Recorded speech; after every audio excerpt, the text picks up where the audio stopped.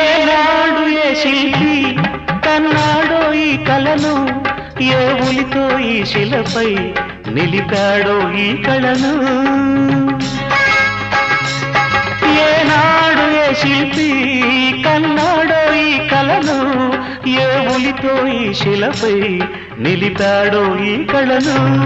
ఏ వలపుల తలపులతో తెలిపాడో ఈ కథను, ఏ వలపుల తలపులతో తెలిపాడో ఈ కథను.